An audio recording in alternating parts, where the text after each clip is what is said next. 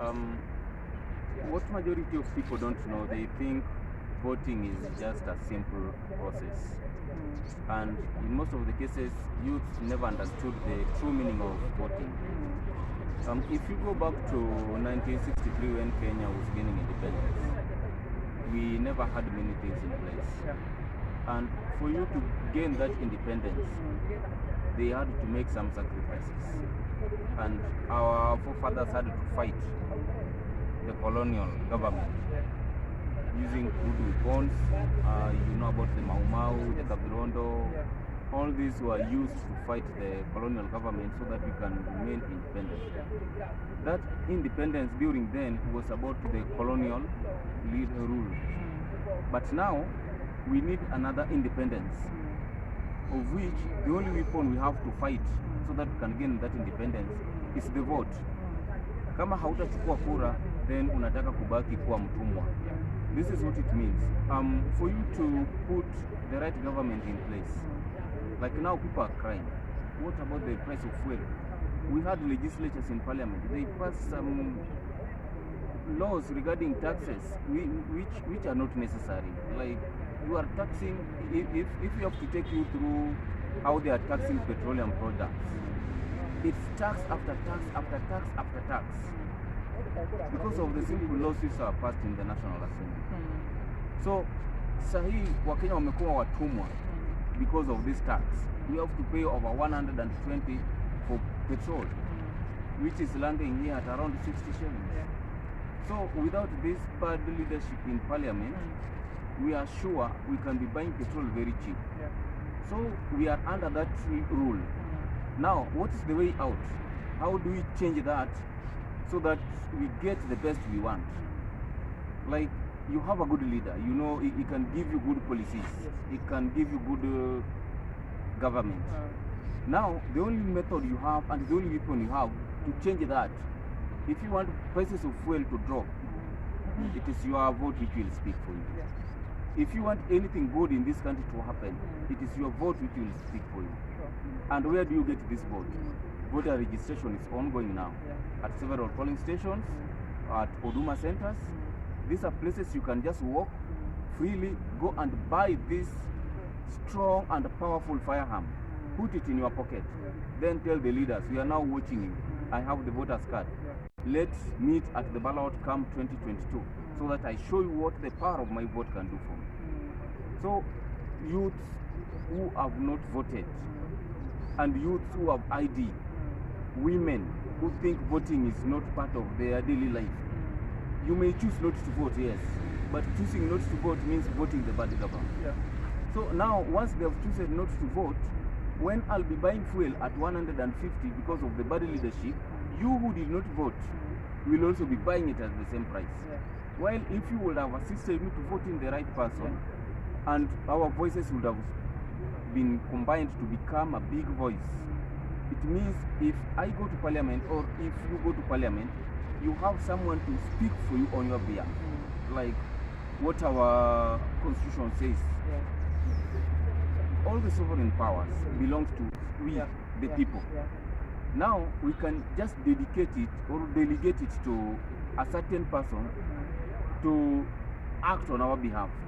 Now if you give that power, like now I want the fuel price to be 90, but I gave my power to a wrong person to go and act on my behalf. Is a person who cannot stand and say we want to negotiate so that these fuel prices cannot go beyond 100. So if you want to change that, the only tool you can use is the voter's card at the ballot. So that if you select your member of parliament, it is not about the president of this country. This leadership starts from MCA. Their laws they are making, they are down at the county, which will affect you directly, and you need to act on it. It's about member of parliament representing you on that area. There are laws they are making in the parliament, like the fuel taxes. All of them were passed here in this parliament. So if you are going to have such member of parliament who only thinks of their stomach, then you know you are doomed. And the right time to change that is just now. Jitokeze, chukua kura, kama we ni youth. If you are a woman who have never voted, you think it is not, you are not a politician, you are a politician by nature. These are some of the things you cannot run away from. Yeah. Even if you are a youth, you don't want to engage in politics, you are in politics. Because politics shapes our life. It's not about kukimbia, about nyuma ya wanasiasa ndio ujue wewe ni politician. Just sitting at home and saying I'm not going to vote for anybody. That is politics. Yeah. Because you have decided not to vote. Yeah. So you are in politics already. Sure. And then deciding not to vote is automatically voting the wrong person. Sure. So mimi nitawaomba sana sana wa mama na youth. Sana sana sisi youth ndio majority. Hii Kenyan politics will be shaped by under 40 between 18 to 45. Hapo ndio kuna kura. Na hawa ndio hawataki kuchukua hiyo kura. Na wamama wanaolewa, kuna pia youths hapa, kuna wasichana na kuna wavulana. Wavulana are really trying. But wasichana wamekuja wakarelax. Hawataki kuchukua kura. Siasa si yao. Hiyo ni game ya boys. Hiyo wameachia boys waende wacheze hiyo game yao. So hao wanakuja wanatulia chini, hawajui ukishafika 18 in Kenya, being a lady or a boy child, all of you have the same rights kuchukua vote. Kama kuna sheria unataka ipitishwe huko bunge, chukua kura sahihi. Kama wewe ni msichana, chukua kura, weka yule kiongozi unataka.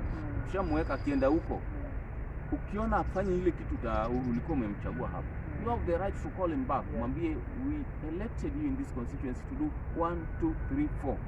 On the contrary, you have done 4, 5, 6. Why? So we are voting you out. In fact, we are just recalling you. The constitution allows us. Yes, it's about just recalling, telling we are done with you. Yeah, collect signatures and then tell you are not going. So guys, you need to go out there, register for take your voting card. Then again, it's just a matter of taking your vote. It's also a matter of going outside there and voting when the time for voting comes. Yeah, you've heard what Mr. Speaker has just said, the Honorable Speaker just said, that it's upon us. Those who don't vote are voting the wrong people. So now the economy has skyrocketed.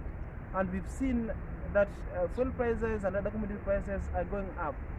It is on those people who didn't vote that we are seeing all this. Kama ingekuwa that all of us wangejitokeza na tupige kura sisi wote and watu wachukue kura, then we can easily change. Then he has also mentioned a point on recalling. We can always recall this representation we have in either county assembly, parliament, senate, or even the president himself can be recalled.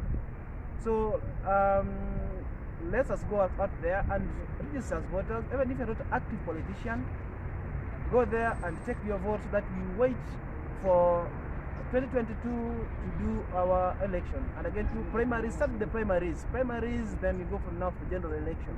Now that's when the civic responsibility of a citizen starts. Ladies and gentlemen, today we are at Jivanji Gardens. Jivanji Gardens is a known place in Nairobi for so many things which had happened. And again, this is the place for Bunge la Mwananchi. This is where you normally hold your meetings, your forums. This is our headquarters. This is the headquarters of Bunge la Mwananchi. So we'll be having a short break. Then after the short break, then we are now be coming down to what's going on in Bunge la Mwananchi as at now. Then we're also requesting our viewers to keep on with the conversation at the comment box, so that we see how we can also engage Mr. Speaker, and any point you're not getting any question, ask them in the comment box. We are going for a short break, then we'll be back with the nitty-gritties of Bunge la Mwananchi. Sorry. It's only that what people don't know is that it is nationwide. Last week I was in Kisumu. We have Bunge la Mwananchi there as the central square. We have it there. We have Bunge la Mwananchi in Kondele. We have Bunge la Mwananchi in Nyalenda. I visited the three of them. In Migori we have Bunge la Mwananchi stage. We have two of them in Migori County. In Mombasa we have it in Mwembetiari. We have around 3 Bunge la Mwananchi in Mombasa branches. In Nairobi we have over 10 of them with the headquarters in Jivanji. Now our strength, not our power. Power we already have from the constitution. But our strength now lies in our vast number. This is one of the largest movement in Kenya. In fact, I cannot say that it is one of the largest. It is the largest. And it is also diverse. In Bunge la Mwananchi, we have politicians, we have pastors, we have economists, we have lawyers, we have everybody. And when we go to politics side of it, we have people from all political parties. When it comes to matters national, we put our political parties aside. Then we come together as a movement, see what we can do about the wrongs in the country. You remember when we took pigs to the parliament years back, when the MPs wanted to raise their salaries and we called them the MPs, with the blood we sprinkled in the parliament. We never bothered what they will think of. We told them, no, it is very wrong, you cannot do this. Bunge la Mwananchi in Mombasa stood with us. Bunge la Mwananchi in Kisumu stood with us. Bunge la Mwananchi in Garissa stood with us. When we say it is Bunge la Mwananchi doing it, during that time there were ODM MPs, there were PNU MPs, there were Wiper MPs, and also here we have the same people. So when it comes to that, we did not care whether you are an ODM, whether you are an PNU, whether you are a Wiper guy. All that we knew was that MPs wanted to raise their salaries for no good reason. And therefore we had to call them their MPs and not MPs. We took the pigs there and our voices were heard. What the masses is speaking, that is what God is saying. Because they say sauti ya watu ni sauti ya Mungu. Also you remember when we started Unga revolution, when the price of Unga rose from nowhere, we didn't know what was happening, and then we just realized it was 150, and also it was scarce. Little did we know that there were cartels doing hoarding.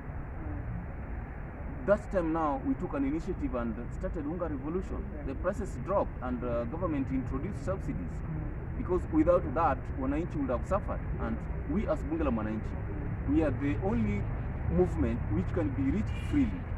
If you want to reach out, my contacts are there. You will just give me a call. Hey, Mr. Speaker, we've seen such an act going around the country. Can you guys take it up and speak about it? We will just come here, convene a special meeting, speak about the thing, condemn it, then decide. If the members will accept to talk about it, we shall talk about it, reach a resolution, and then we act on that resolution. So Bunge la Mwananchi has been with the people, and on many occasions we have stood with them. You remember when Sam Ongeri was involved in corruption cases, when some of our members decided to go and lock his office, because there's no way you can be told to resign when you are corrupt, and then you proceed to go into that office as if it is your office. This is a public office. And once you have been told to leave that office, you need to respect the will of the people.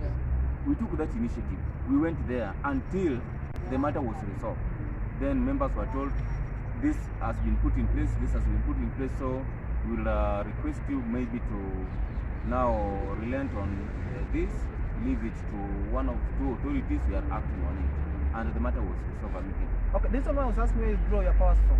Currently, we have like 7 presidents of Bunge la Mwananchi. And as the speaker, are you being nominated or elected by the people, or nominated by the president as the speaker of the Bunge la Mwananchi? Okay. So you wanted to know the powers of the speaker of Bunge la Mwananchi. Yes. This is what happens. Here we always have election every 2 years. And the elective positions, one is the position of the president, position of the speaker, position of the national coordinator, and the position of the woman. So for you to get these positions, you have to come here, campaign, convince people, show them what you are capable of doing, so that they can vote for you on the material day. We usually have peaceful elections, which must be done within Jibanji, as you see. This is our headquarters, and our elections are usually done within this ground. So we usually do it smoothly. We always want to show the national government, the IBC, how an election can be done peaceful, without rigging, and with all the security measures put in place. Because here is where we condemn the government. If we cannot do it the right way, then how are we sure that even the IBC can copy something from us? Sometimes before we do our election, we always contact them about current changes they have made in the electoral process, so that we may know how to go about it. But now, as the Bunge la Mwananchi speaker, I have to be elected by the people, and my people must vote for me. Like we had an election on 27 where they elected me, but I was unopposed.